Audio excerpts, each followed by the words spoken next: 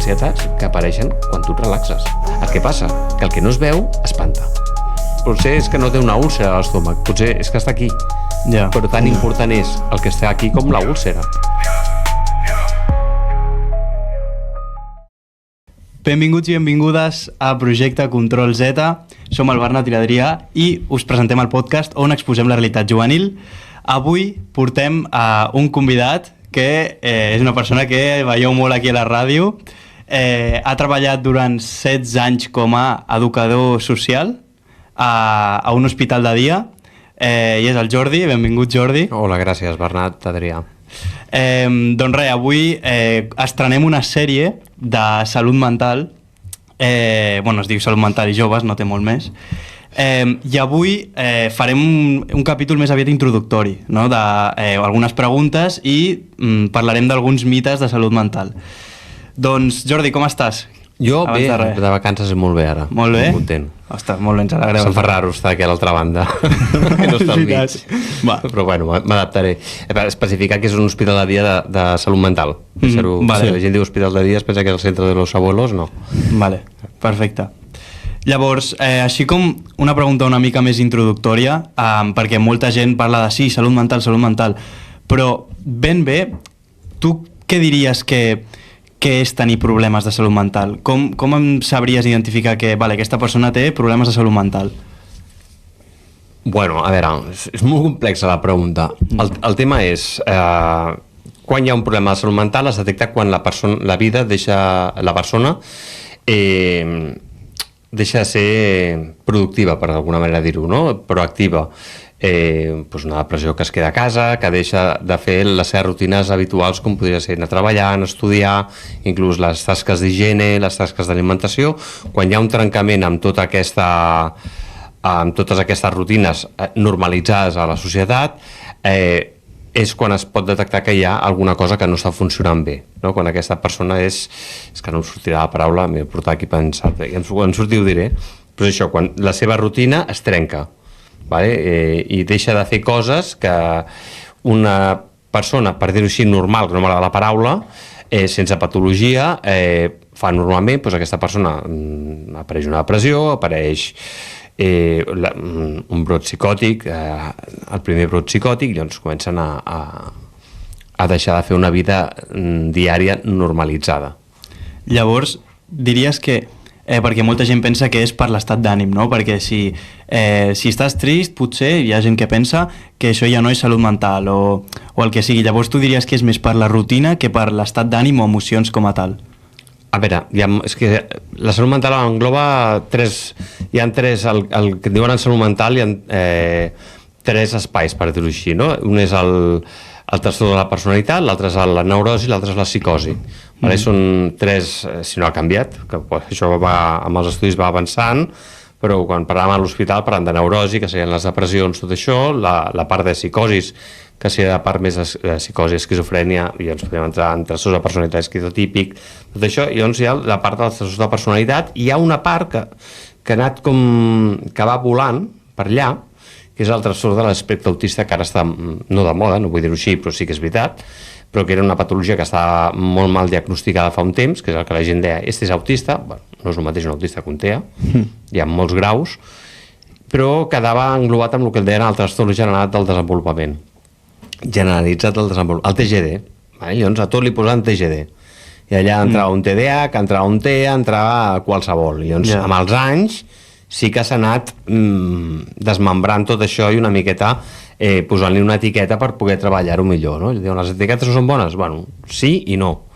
perquè una persona amb problemes de salut mental, quan li dius el que li està passant, per ell o per ella, hi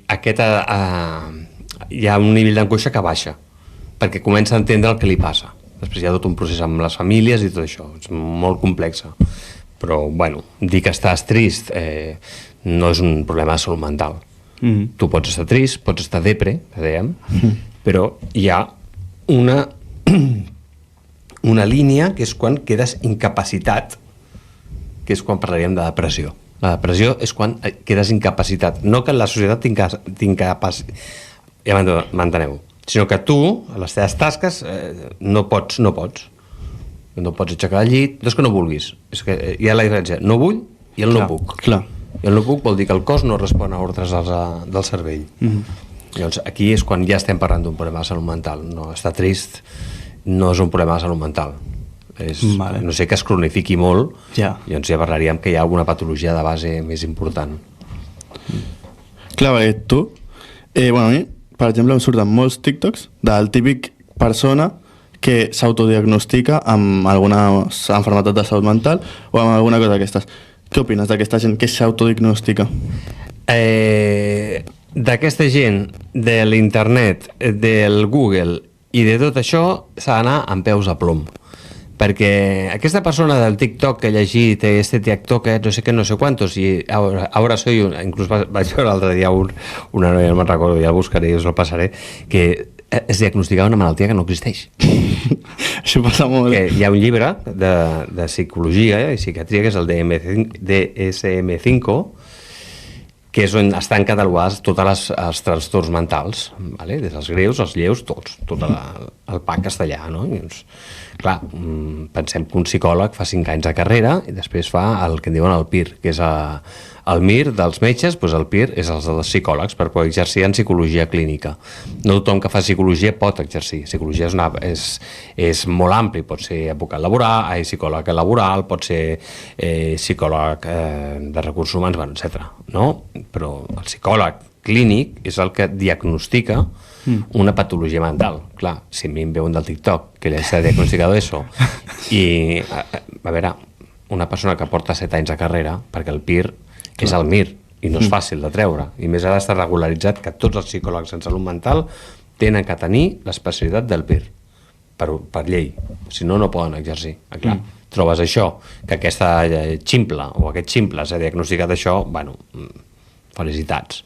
Sí. El problema és que tot això avui dia les xarxes fa que la gent s'ho cregui molt, no? A l'hospital ens trobàvem que el psiquiatre li receptava un medicament i la mare, o sigui, li receptava un medicament al fill i la mare ja estava buscant per Google los efectos secundarios y para qué era, no, mejor dale esto. Sí. Google és un problema, És un problema. Google ha de ser un recurs per consultar, no per dir aquesta pastilla sí, aquesta pastilla no. Clar. Perquè els que recepten els medicaments, els fàrmacs, són els metges psiquiatres, que han fet medicina, l'especialitat de psiquiatria, més el MIR, o sigui, tenen 8 anys, com a mínim, de prou rodatge per saber si li pot donar un diazepam o no. Clar, bueno, de fet a Google pot publicar qui vulgui i la persona que et diagnostica, això és el que has estudiat durant molt de temps. Clar, però no ens agrada a vegades el que ens donen. No? Estem molt acostumats al fàrmac, no? Tu vas al metge, em fa mal al cap, i et diuen, no et donaré res. No em receptes un ibuprofeno? Per què? Clar, estem acostumats a tirar de fàrmac per tot. Clar. Ai, és que estic molt nerviós. Recepten diazepam. Si el metge et diu que no, ja et cabreges, et muntes un sidral i estem receptant una benzodiazepina, que és addictiva, que és un efecte de 4 hores com a molt, i que vas a les 4 hores el cervell et demana una altra. Clar. I doncs tot això, a veure, és química al cos i la química s'ha de tractar molt de cuidado. No estic dient que siguem happy flowers i tiramos de flores de Bach, però potser hi ha alternatives als fàrmacs o complement als fàrmacs. No tot es soluciona amb una pastilla. Clar, i suposo que en tema de salut mental, bueno, suposo que moltes famílies al rebre aquesta notícia potser inclús ho neguen, no? Com això que has dit que no acceptem coses que donen i tal, potser algunes famílies diuen ostres, doncs no és veritat, el meu fill o filla no té això, o això passa? Sí, molt. Pensa que jo me'n recordo la meva àvia quan jo era petit parlant de Sant Boi, la ciutat dels bojos. Perquè Sant Boi és veritat, és la ciutat pionera, no és la ciutat dels bojos, és la ciutat pionera en salut mental de Catalunya, inclús m'atreviria de l'Estat, juntament amb Sant Pau. Jo vaig tenir un professor de psiquiatria, jo vaig fer un curs d'urgències psiquiàtriques per infermeria, no soc infermer però em vaig fotre allà perquè volia aprendre, i ells ho deien, que van ser dels primers en obrir les portes als psiquiàtrics a los patios, a los jardines, perquè abans els xutant un antipsicòtic que encara es recepta, que és l'haloperidol, els deixava l'Elus. Si algú ha vist la pel·lícula El guión voló sobre el nido del cuco, la del Jack Nicholson, no, jo no l'he vist. Aquella pel·lícula, jo la recomano perquè explica molt bé el que és un hospital psiquiàtric a l'antic. El xutem i si no reaccionen els hi fotem la descarga en el cerebro, un TEC que es diu. Ja me'l miraré. Què passa? Mireu-la, jo us la recomano i la recomano a tothom perquè entendrà el que era la psiquiatria abans i el que és ara, no té res a veure. Aleshores... Ah, fa res que em pensava que em deia que m'estimava o alguna cosa. No vull causar tristeses avui. Aleshores, què passa? Tu arribes a... Clar, tiro una mica enrere perquè s'entengui. Hi han dos vies d'arribar a l'hospital de dia, ¿vale? Perquè, clar, nosaltres som el penúltim, per dir-ho així, no? Hi ha els metges de capçalera, hi ha les escoles els psicopedagogs, hi ha els CDIAPs. Els CDIAPs són els que treballen més de 0 a 6 anys. Nosaltres a l'hospital treballem de 11 treballen encara de 11 a 17, fins als 18. Els 18 passen adults, a un altre circuit. Hi ha un circuit, quan un mestre, un metge o uns pares detecten alguna cosa que no és normal, si tenen un metge de capçalera que és una mica centrat, deriven a lo que és el centre, al CESMIC, el Centre de Salut Mental Infanto-Juvenil. I allà comencen a fer visites amb un psicòleg i, si s'escau, també la fan amb un psiquiatre. Això no vol dir que tu vas al psiquiatre del CESMIC i et mediqui. No. Però què passa? Aquests equips es reuneixen i fan valoració de cas per cas. Sí que el procés és més lent, triguen a donar-te visita, potser et veuen cada 3 setmanes, perquè no ens oblidem que el sistema de sanitat pública, ja sigui a nivell d'hospitals, a nivell de CESMICs, a nivell del Vall d'Hebron, qualsevol hospital de sanitat, van col·lapsats. Sí. Vale? Perquè hi ha una manca de recursos molt important. Sí. I no només en salut mental, sinó en patologies com pot ser el departament d'oncologia, pot ser cardiologia, patologies també molt greus. Un cop passen a la CESMIC, si és molt greu i no tenen clar el diagnòstic, és quan deriven a l'hospital de dia. L'hospital de dia és un hospital que funciona com un horari escolar, de dilluns a divendres fins a la tarda. Vale? Els nens poden venir totes les hores, tots els dies, o, depèn de la patologia, es determina que només vinguin uns espais a fer un tractament i segueixen anant a l'escola, vale? Que és l'escola compartida, així no perden el vincle amb l'escola. O sigui, allò de l'escola inclusiva els fotem tots a dintre, no. Ja. Val? Perquè ara està molt de moda i és una manera de retallar recursos d'una banda cap a l'altra. Ja. Aleshores, l'escola inclusiva sí, però amb una mesura. Té que haver un seguiment. I aquí és quan l'hospital fa reunions amb les escoles, amb els pares, i clar, un cop el nen està dintre del circuit hospitalari, és molt més fàcil detectar una patologia quan la veus interactuar, quan la veus a l'hora de l'esmorzar, durant l'esmorzar com es relaciona amb la resta, perquè penseu que a l'hospital té pluripatologies. O sigui, l'avantatge de l'hospital de dia és que allà es barregen trastorns de personalitat, amb trastorns d'aspecte autista, amb trastorns de la conducta alimentària, amb trastorns de psicosis, hi ha trastorns de la conducta també, vale? Aquests nens que d'hermano mayor, allò, també n'hem tingut d'aquests. Que aquests amb els anys els hem anat... Les estratègies dels hospitals és que amb els anys vas veient la patologia evoluciona i vas fent proves que potser aquest tipus de nanos 2 hores a la setmana en tenen prou i una activitat determinada. Aleshores, un cop allà és molt més fàcil fer una valoració diagnòstica. I llavors és quan comença a treballar més amb els pares i els comença a explicar una miqueta. Sí que a vegades normalment a les visites aquestes entrava també l'educador. A la primera visita sempre entra l'educador referent, o sigui, l'educador té 6 pacients o 7 a càrrec i o sigui, cada pacient té el seu educador social de referència, té el seu psiquiatre i el seu psicòleg de referència, sempre va amb el mateix triangle. I a les visites l'educador pot entrar a vegades, sí que no sé, perquè és un punt de vista on els espais més lúdics i terapèutics i ocupacionals es veuen moltes coses que a vegades no es veuen en una visita. I llavors allà és quan s'elabora un diagnòstic.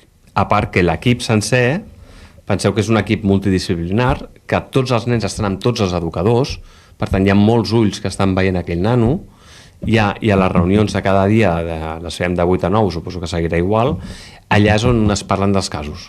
I es pot parlar molt més determinadament de cada cas. Hi ha una treballadora social, 2 mestres del departament d'ensenyament, una terapeuta ocupacional, un infermer o una infermera... O sigui, hi ha un equip molt complet. Molt bé.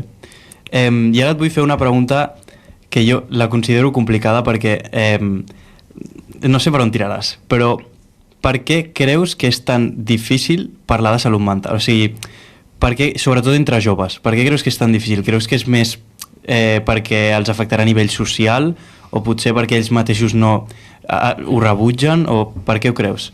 Jo el que he vist, per exemple, aquí hi ha dos factors. Hi ha un rebuig, una por, però és un rebuig, una fòbia, però jo considero, per dir malament la paraula, perdó, no, fòbia no vull dir-ho, és com un rebuig, però és com, quan parlem d'un rebuig és perquè ens fa por, perquè desconeixem el que és.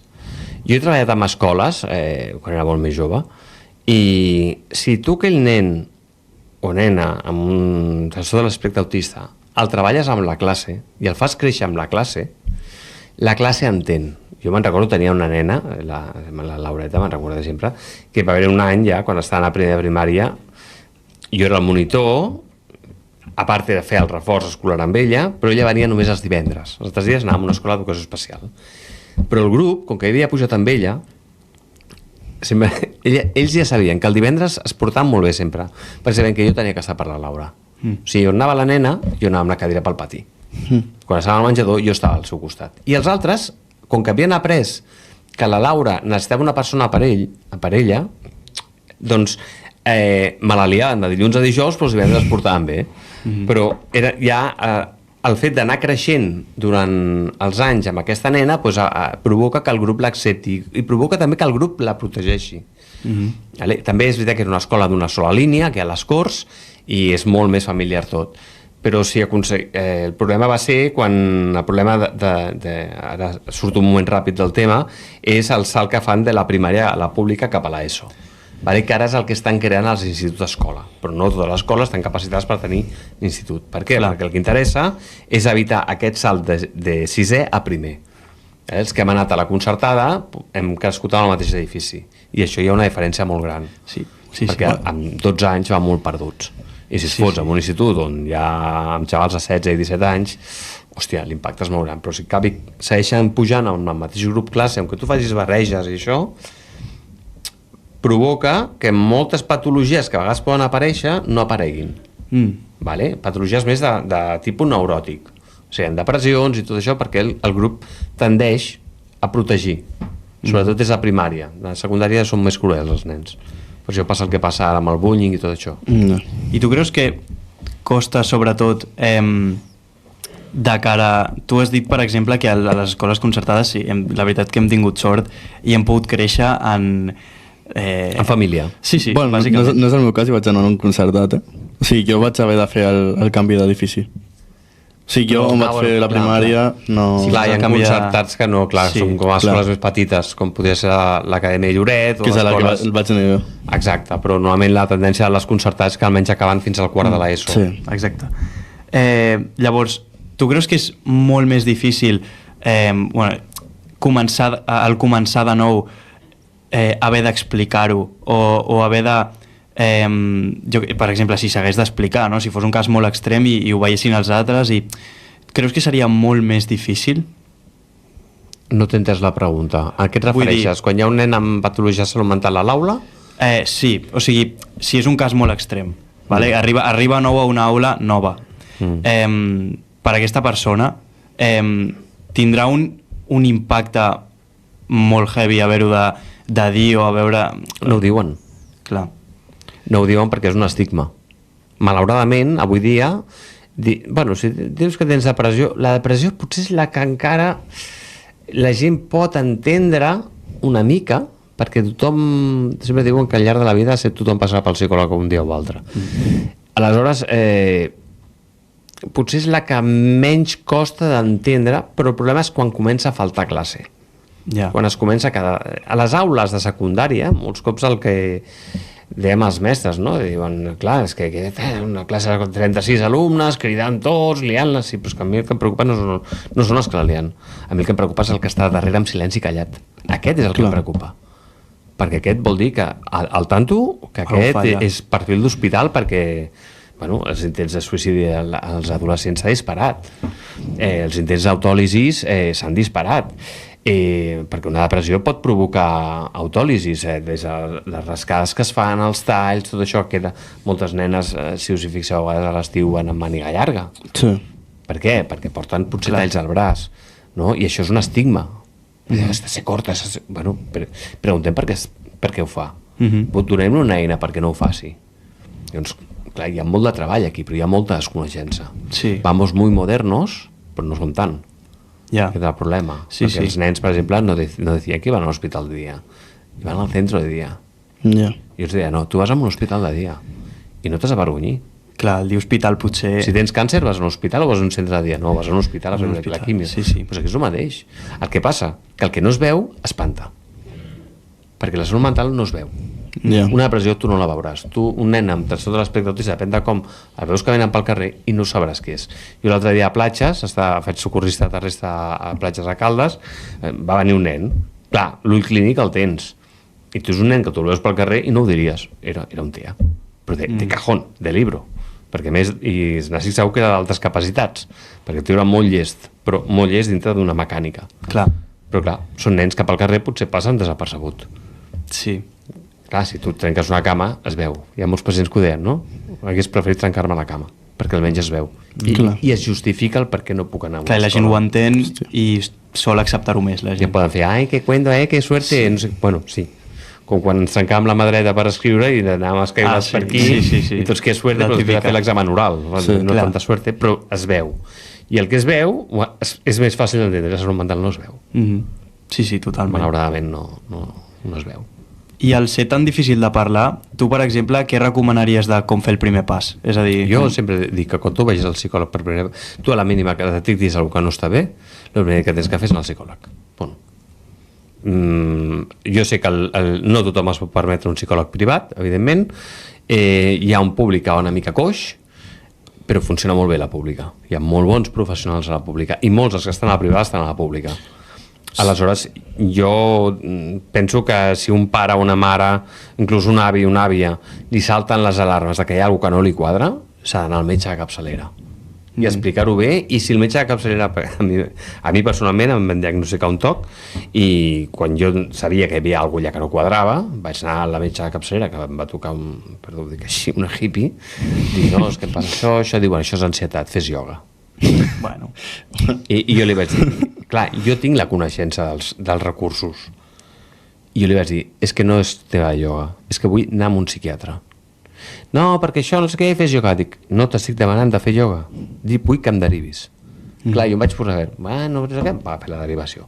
I vaig dir un psiquiatre, que el tinc, el doctor Guas, que està al CESMA de Vila i Vilà, Poble Sec, i ho dic, aquest home, jo sempre ho dic, m'ha salvat la vida a mi. Perquè el fet que et diguin, tens això, l'ansietat et baixa de cop i comences a entendre el teu funcionament. Vale? I ell m'ho va dir, diu, ets un toc funcional. Ets funcional vol dir que vas fent la teva vida, vas fent tranquil·lament. Pots tenir una nena de 16 anys que li han diagnosticat això, però durant el seu període de l'ESO ha sigut funcional i potser el que és una nena que és una TEA, però a nivell de relacions socials és molt fluix, no sap relacionar-se amb la gent, no es relaciona amb una, però com que és funcional, aquests a vegades passen desapercebuts i no te n'enteres fins al cap d'uns anys. No? Albert Einstein era un TEA, era autista.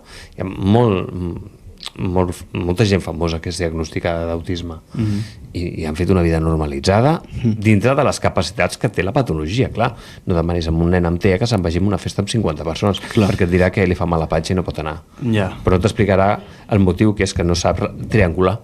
El 1 contra 1 perfecte, però la que tenen que triangular allà es perden. Ja.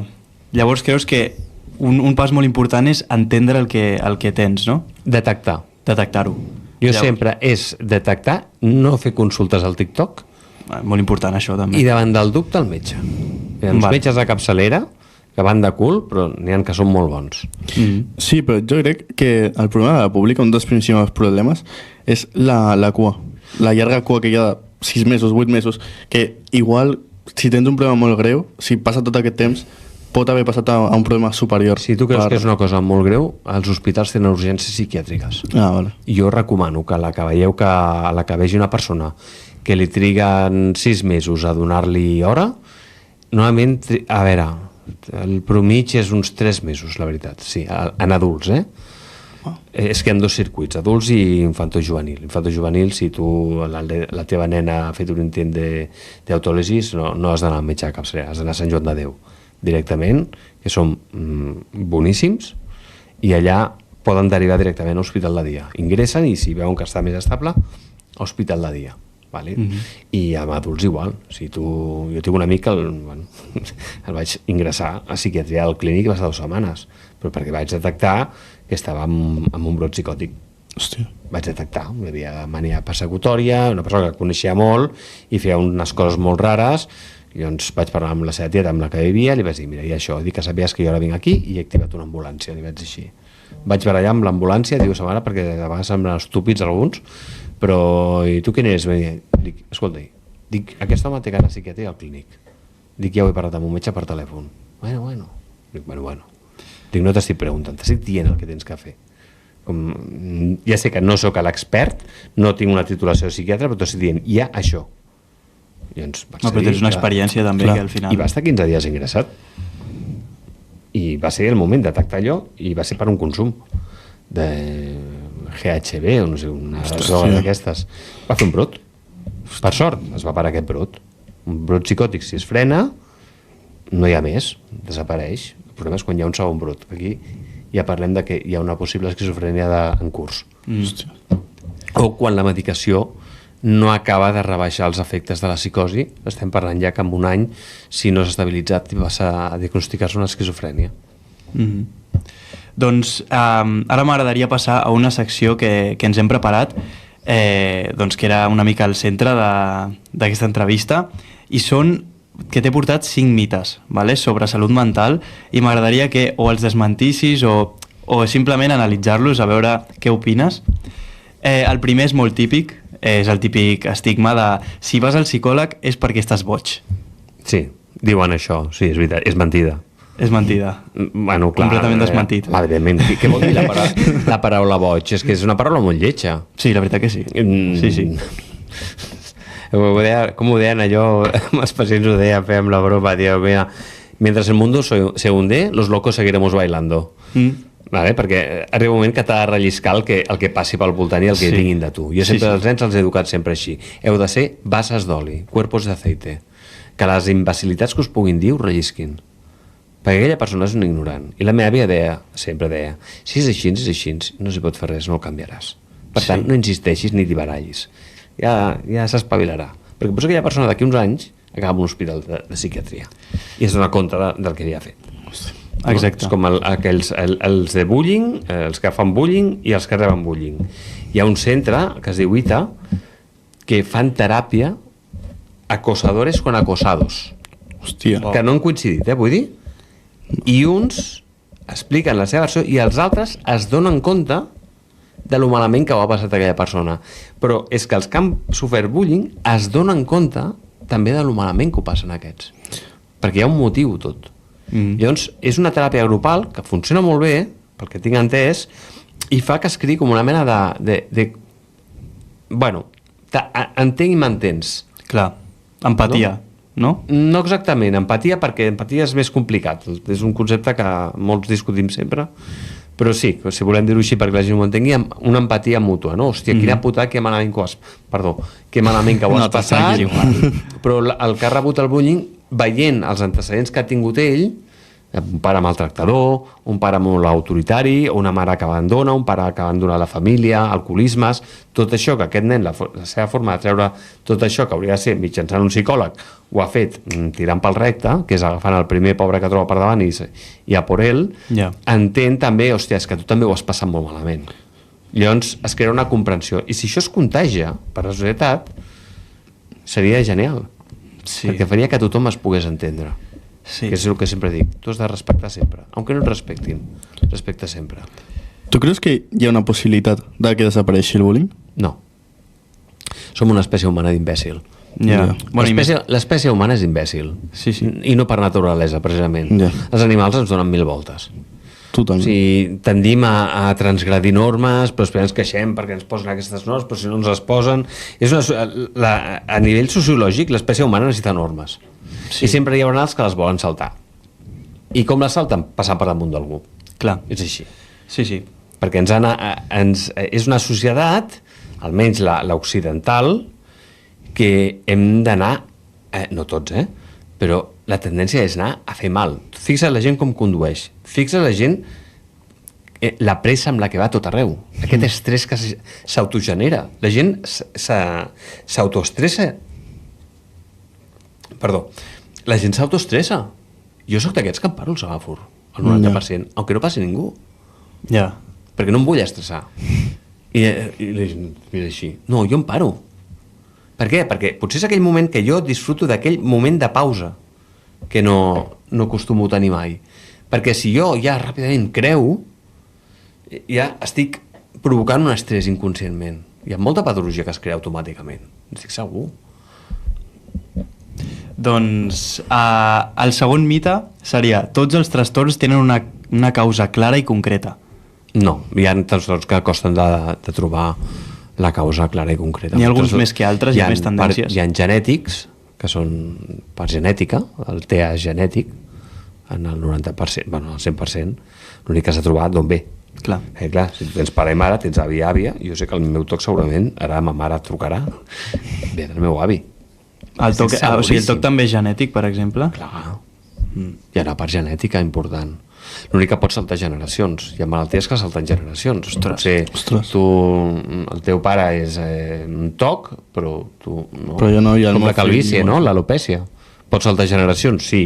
El meu avi era calvo, el meu pare era calvo, jo soc calvo, però els meus cosins tenen cabell. Però el seu pare i la seva mare doncs tenen cabell. M'ha tocat a mi? Bueno, afortunadament sí. Només cal que paguin els plats de la família. Però és com els ulls blaus. No vol dir que els pare i la mare tinguin els ulls blaus, et sortim els ulls blaus. Sí, sí. Però potser nosaltres vam ser, bé, és un exemple ràpid, som 7 cosins, 3, 7, vale? De 2 avis amb els ulls blaus, els fills amb els ulls blaus. Doncs l'únic que ha sortit amb els ulls blaus és l'últim. Hòstia. Els 7 cosins, els 6, tots amb els ulls marrons. Ostres. Però l'últim no. Doncs igual va amb les malalties, no? O sigui, és el mateix. Ostres, no ho sabia. I fa falta molt d'estudi encara. Molt d'estudi i molt d'afinar medicacions i tot això. I cada cop s'avança més en fàrmacs, amb menys efectes secundaris. Clar, tots els fàrmacs tenen efectes secundaris, però és que la gent diu, bueno, es que claro, es que este psicótico no sé, engorda. Bueno, perdoni, escolti, vostè espera un ibuprofeno i està afectant a l'estómac, espera un paracetamol i va al fetge, què m'està dient? I després es fot 2 ampolles de vi. Perdoni, no em parli d'efectes secundaris. Ja. Clar, o fumar tabac. Clar, pel que ens interessa, esto no. Ja. Però bueno. Ja. Llavors, els que no són genètics, els que són més... no sabria com classificar-ho, però els que no són genètics tenen... O sigui, la tendència és que, vale, sí, són molt clars perquè és per això o és més aviat... No ho sé. Jo crec, i aquí em mullaré i em poden corregir, m'encantaria que em corregissin si m'equivoco. Jo crec que tot té un petit component genètic, o d'aprenentatge o de vivència. És a dir, hi ha 2 tipus de depressions, per exemple, l'exògena i l'endògena. L'endògena és la que ja portes dintre, l'exògena és per un factor exterior. Per exemple, una mare que se li ha mort el fill. No és que ella fos depressiva, però clar, una mare o un pare que superi en vida el fill, en vida, clar, això crea una depressió molt important. I això aquí estem parlant, no de tristesa, de dol i merdes aquestes, estem parlant d'una depressió molt gran. I segurament és una depressió que quedarà fins que la senyora se'n vagi a l'altre barri, o el senyor. Per què? Perquè és una cosa que no és natural. Això sí que podem entrar a la mare natura. No és natural que un fill superi el pare en vida. Vale? Perquè la tendència és que per edat, però clar, hi ha accidents de trànsit, malalties, morts sobtades, que són les pitjors, i, per exemple, amb una depressió exògena, tu pots tenir un pare que se t'està morint d'un càncer i, bueno, ja és una preparació que no estem preparats, igualment, però ja vas preparant, però, clar, tu tens un pare que se't mor amb un accident de trànsit, de cop i volta, hòstia, és una muerte súbita, no esperada, no desitjada, tampoc, per dir-ho així, o sigui que no la tenies prevista. Un infart als 85 anys, pots dir, mira, és que ja tenia 85 anys, vale. Però a 55 anys un infart no és lo normal, tampoc. Llavors, què passa? No t'has pogut despedir d'aquella persona. I això provoca un quadre depressiu. Ens agradarà més o menys dir a alguns, no, això no és tristesa. No és tristesa. Hi ha un efecte, un quadre depressiu a treballar, molt important. I s'ha de treballar, tant en teràpia com en farmacologia. Perquè sempre diem, la salut mental, no ens oblidem, que hi ha la part terapèutica amb el psicòleg i el psiquiatre, però la part de farmacologia, una no funciona sense l'altra. I això la gent, me tomo la pastilla i ja està. No va així. La farmacologia, la psiquiatria té que anar acompanyada de les dos vessants. Hi ha que no necessiten medicació i n'hi ha que sí. Però els que necessiten medicació ha d'anar acompanyat sempre d'un terapeuta. I el terapeuta, el metge, en aquest cas el psiquiatre, decidirà com es treu la medicació i quan es treu. Perquè això, m'encuentro bien, perquè això passava molt a l'hospital, me he dejado tomar la medicació, ja estoy bien. Bueno, pues al cap de 2 mesos tenim una recaiguda de collons. Clar. Amb un ingrés a 24/7. Bueno, doncs llavors, el tercer seria l'ansietat és només estar nerviós. No, estar nerviós és un estat normal que pot tenir qualsevol. L'ansietat és una altra cosa. L'ansietat es manifesta de moltes maneres, però moltes. Un es pot estar cagant a sobre. L'ansietat, penseu que un quadre d'ansietat el que altera és el cos. Clar. No? Hi ha gent que es posa... Tenim en ment un atac d'ansietat. La gent creu que és el típic que hiperventila, que s'està ofegant, que li falta l'aire, no sé què... Sí, això pot ser. Però jo he tingut ansietat. A mi se m'ha aparegut com si tingués una angina de pit. Ostres, amb dolor toràcic, amb dolor aquí, clar. Ostres. I anant conduint tranquil·lament. O sigui, a més, el millor és que apareix l'ansietat acostuma... pot aparèixer de cop, perquè t'acaba de passar alguna cosa en aquell moment que t'ha superat, per dir-ho així, no has pogut controlar aquell estat emocional en aquell moment i es dispara l'ansietat, que és quan s'hiperventila, posa nerviós, et falta l'aire, comença a suar, però hi ha ansietats que apareixen quan tu et relaxes. Tu pots estar a full a la feina, a mi em passava. Ostres, no ho sabia, Hòstia, això. I ara m'ho detecto i quan em passa és així. No? I el primer cop estava aparcant el cotxe, un mal aquí, però un mal, una sudor aquí, joder. jo aparcant, bueno, vaig trucar al 061, dic, mira, escolta, em passa això, dic, bueno, dic, ara també amb una ambulància es van cagar.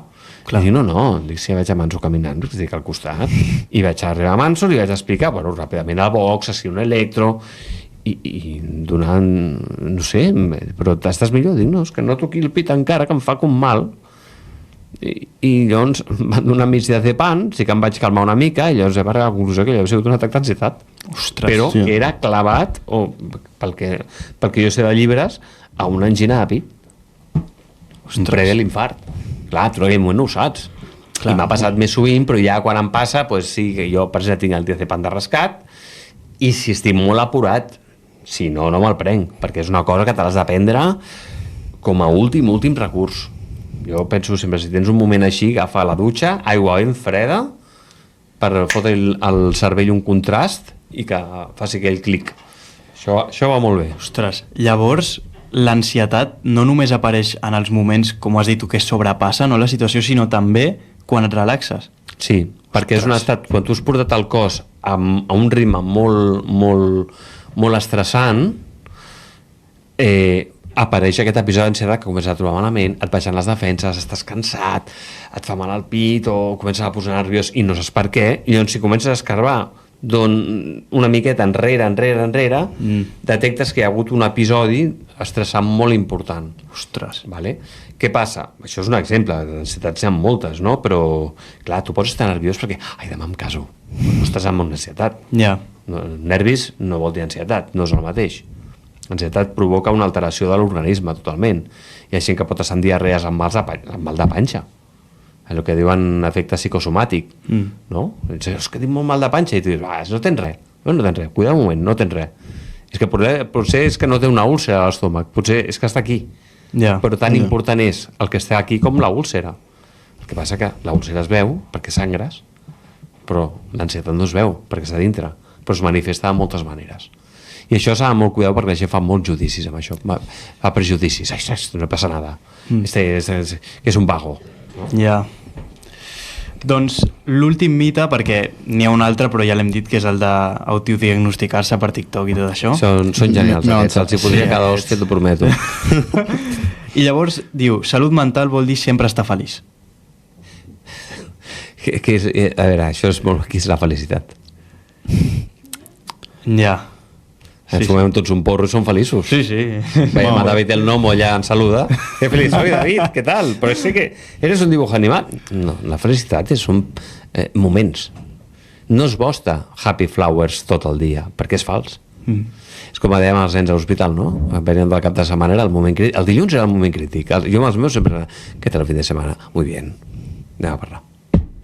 Aquest muy bien I jo No sabia era que muy alguna havia passat. I llavors comença a parlar, per lo bo dels hospitals és que crees molt vincle amb els teus pacients, inclús amb pacients que no són els teus, però com que fas activitats junts, i et venen, et busquen.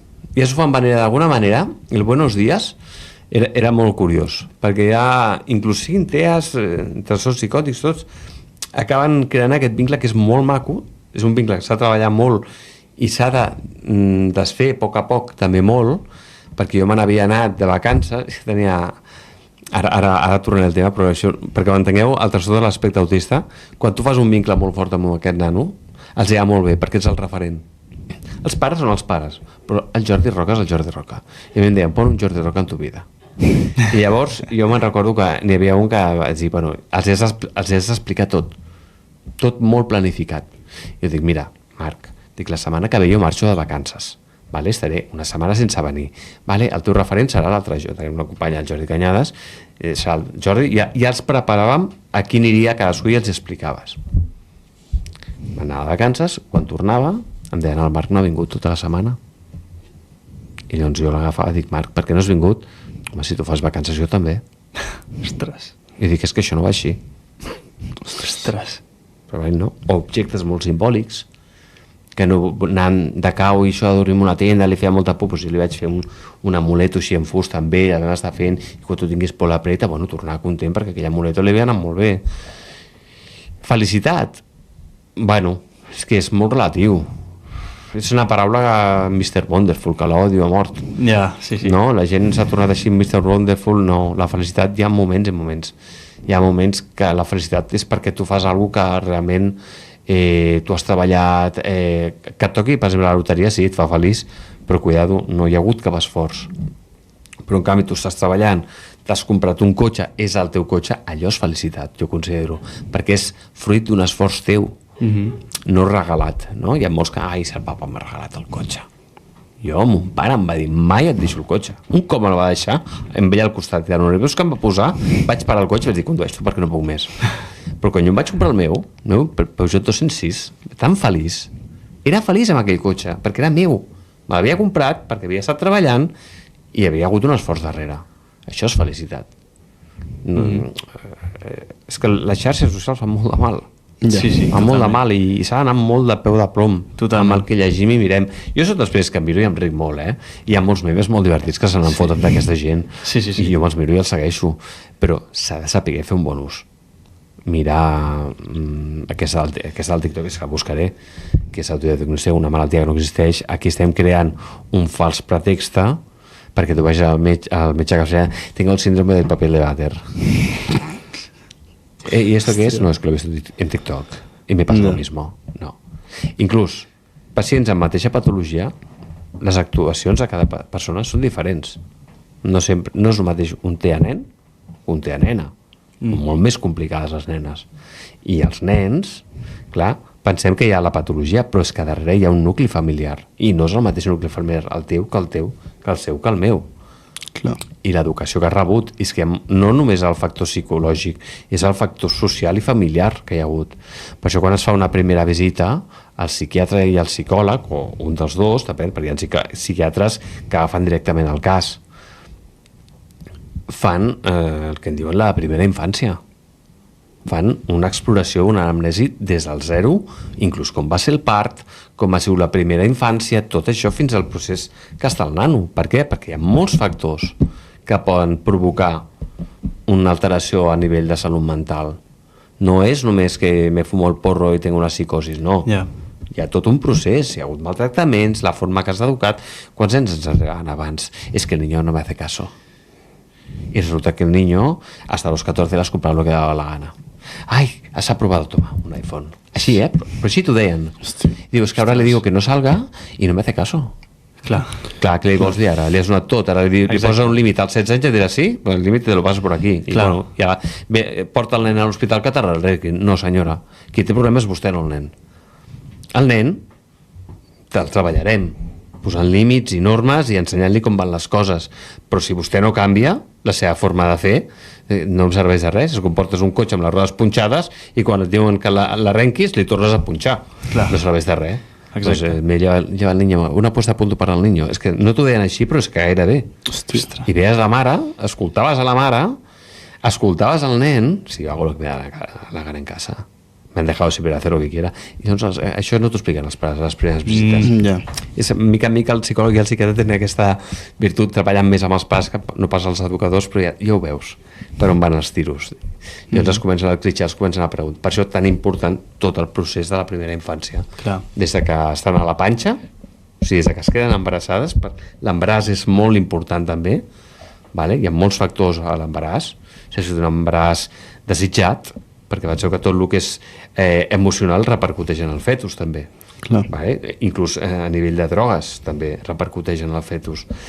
Tot el procés de l'embaràs, tota la primera infància, l'escolarització, com ha anat, si hi havia hagut alguna cosa que destacava, perquè moltes vegades a falta de recursos escolars hi ha coses que els mestres no detecten perquè no les da la vida, ni el 0 al 3, les germanes de 0 a 3 a la bressol, i veuen coses, però es queden que no tenen recursos per treballar-ho. I els CDIAPs, que són les especialitats com els CESMICs, estan a col·lapsar. Però Bueno, doncs Jordi, ens quedem una mica sense temps, la veritat. Sí. S'ha allargat una mica, però bueno, molt interessant, la veritat. Moltes gràcies. Moltes gràcies per haver vingut. no a vosaltres. Moltes gràcies i res, pues, som el Bernat i l'Adrià i el Jordi avui i això ha sigut Projecte Control Z.